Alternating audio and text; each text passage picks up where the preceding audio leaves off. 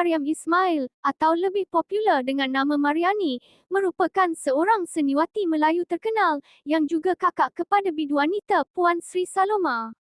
Beliau ialah antara seniwati paling bergaya sewaktu kegemilangan studio Jalan Ampas. Kerjaya seni beliau bermula selepas memenangi pertandingan Ratu Cantik Singapura pada 1951 ketika berusia 17 tahun. Beliau merupakan gadis pertama yang memegang gelaran tersebut. Namun begitu, beliau tidak mewakili Singapura ketika itu kerana pertandingan tersebut julung kali diadakan di republik tersebut. Beliau merupakan antara gadis tercantik Singapura ketika itu. Gelaran itu telah menjadi batu loncatan untuk beliau terlibat dalam bidang lakonan. Selepas itu, beliau pernah ditawarkan berlakon oleh pemilik studio Jalan Ampas, iaitu Tan Sri Run Run Shaw, namun beliau menolaknya kerana cita-cita beliau ialah menjadi seorang doktor. Mariani ketika itu sedang belajar kedoktoran, namun sayangnya cita-citanya terkandas kerana kurangnya kewangan dan ekonomi sedang merosot. Selepas 2 tahun, itu pun selepas dipujuk oleh Saloma, barulah beliau bersetuju untuk berlakon. Filem pertama lakonan beliau ialah filem Emburu, arahan S. Ramanathan, pada tahun 1953. Beliau dibenci kerana membawakan watak jahat dalam filem tersebut.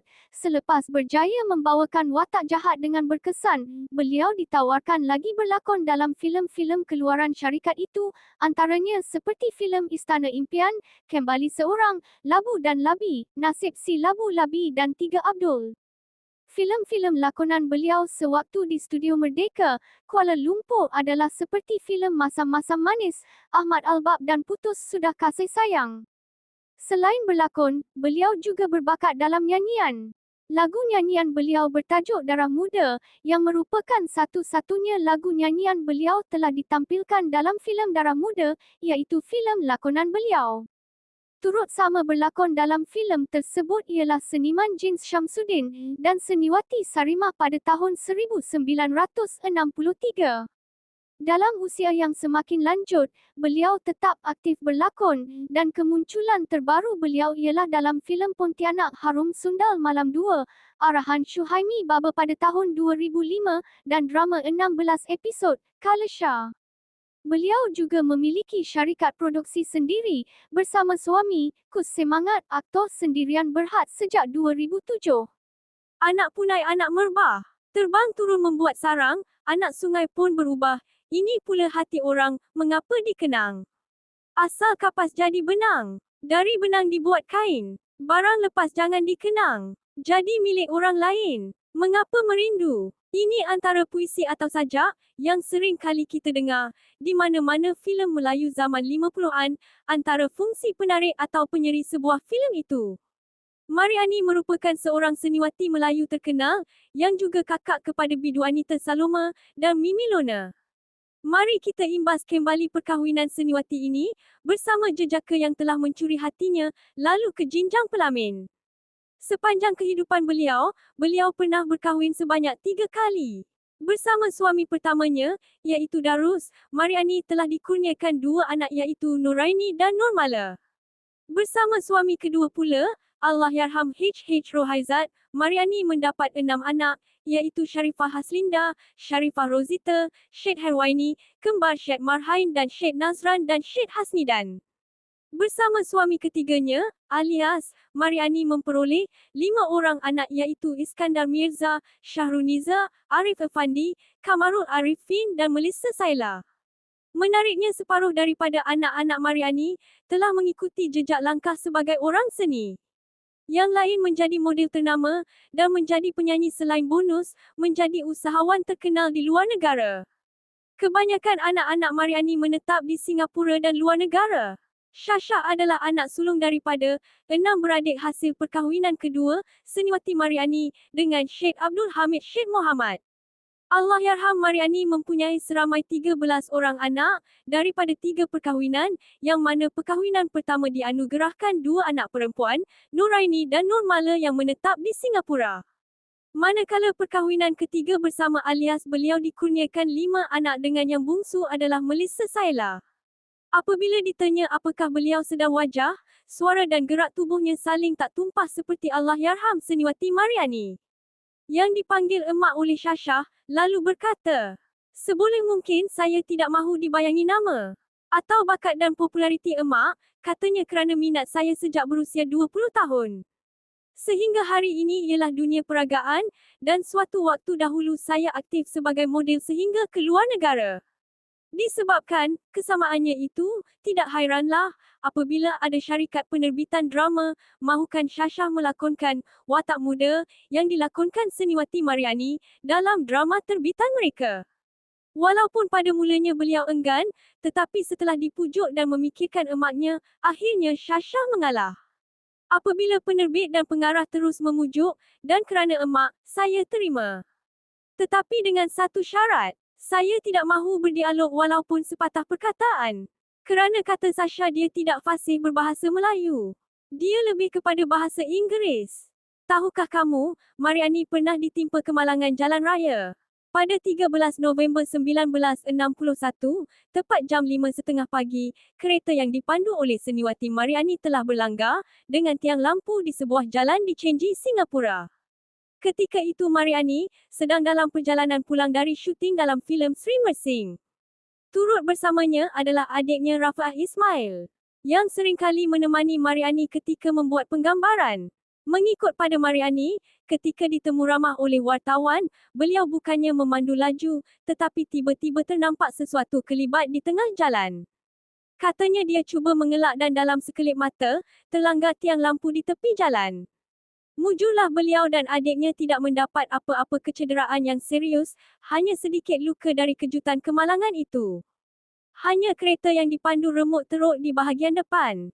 Mereka kemudiannya diselamatkan oleh beberapa orang kru yang sedang dalam perjalanan pulang melalui jalan itu juga. Katanya lagi, saya sangat bersyukur kerana masih bernafas, dan dari peristiwa itu, saya menjadi trauma memandu, katanya. Selain kita tahu P. Ramlee merupakan abang iparnya, suami kepada Saloma.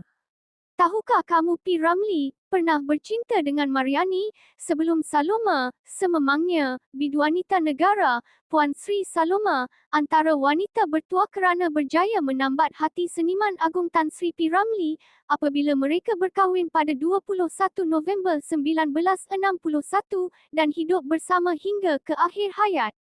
Namun, ramai tidak tahu, kakaknya, Mariani lebih dulu, menyulam kasih dengan P. Ramlee, yang dipanggil Remy. Demi kasih kepada adik yang dilihatnya meminati P. Ramlee, dia rela korbankan perasaan sendiri untuk memberi laluan kepada Saloma. Cerita ini menyingkap rahsia yang cuba ditutup rapat Mariani selama hampir 50 tahun. Ternyata bukan mudah untuknya bercerita sejarah silam bagi Mariani, biarlah ia menjadi kenangan yang akan dibawa sampai mati. Bagaimanapun, menyedari ia bukan rahsia lagi apabila anak sulung P. Ramlee, Allahyarham Nasir sendiri, telah membuka cerita itu pada sebuah majalah tidak lama dulu diterbitkan. Mariani akhirnya sudi berkongsi cerita selanjutnya. Ya, memang benar saya dan P. Ramlee pernah bercinta dari 1951 hingga 1953. Hubungan kami berlangsung selama 3 tahun, katanya. P. Ramlee juga berjanji mahu berkahwin dengan saya dan tidak benarkan saya berlakon. Dia mahu saya belajar menjahit dan belikan saya sebuah mesin jahit. Kawan-kawan rapat P. Ramlee tahu hal ini dan mereka juga menjadi orang perantaraan menyampaikan hadiah kiriman P. Ramlee dan surat cinta kami. Dia memang suka beli barang tapi minta orang lain berikan, seperti selendang brok yang saya simpan sampai sekarang. Bagaimanapun, apabila dapat tahu Saloma sukakan P. Ramlee, saya tidak sampai hati. Rupa-rupanya dia selalu lihat P. Ramlee main muzik di belakang rumah. Dia panggil nama P. Ramlee, Benjo. Sempena, nama wataknya dalam filem Aloha, kalau berjumpa P. Ramlee Saloma. Dah macam orang lupa diri, kerana dia sangat sukakan P. Ramlee. Akhirnya saya ambil keputusan jauhi P. Ramlee, walaupun hati saya mengatakan tidak. Sebenarnya saya tak mahu cerita semua ini, kerana malu orang kata yang bukan-bukan nanti. Saya juga marahkan Nasir kerana dedahkan cerita itu, tapi katanya, cerita itu memang benar buat apa hendak rahsiakan, kata Mariani. Dia dan adiknya tidak pernah bercerita mengenai perkara itu, tetapi Saloma tahu P. Ramlee sukakan Mariani daripada teman-teman. Dia juga tahu P. Ramlee selalu minta Mariani buatkan kopi untuknya. Saya juga pernah dengar Saloma marahkan P. Ramlee. Katanya, apa you ni, asyik-asyik sebut nama kakak I, you suka susahkan dia. Susah-susah sangat, you kahwinlah dengan dia, biar I bermadu dengan kakak I. Mariani berkata, kali pertama dia bertemu P. Ramlee ketika berkunjung ke rumah ayah saudaranya di Pontian Johor pada 1951. Kebetulan P. Ramlee dan Atompel sedang membuat persembahan di situ.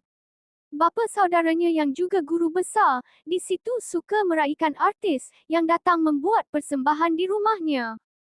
Dia cakap, Mariam, P. Ramlee ada, pergilah bawa air. Di situlah saya bertemu kali pertama dengan P. Ramlee.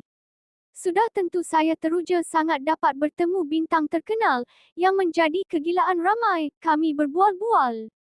Ternyata dia seorang yang baik dan ramah. Dia tanya saya tinggal di mana dan buat apa di situ. Saya kata saya tinggal di Singapura dan datang ziarah bapa saudara. Rupa-rupanya P. Ramlee selalu main gitar tidak jauh dari rumah saya. Apabila saya dipanggil untuk satu uji bakat filem Shaw Brothers, saya tidak mahu pergi, tetapi Saloma memberi galakan supaya saya mencuba. Akhirnya selepas didesak, saya pun pergi. Di situ, saya berjumpa P. Ramlee dan dia buatkan dialog untuk saya. Ketika itu saya diuji bakat dengan Ali Rahman. Saya lulus tapi tidak mahu berlakon.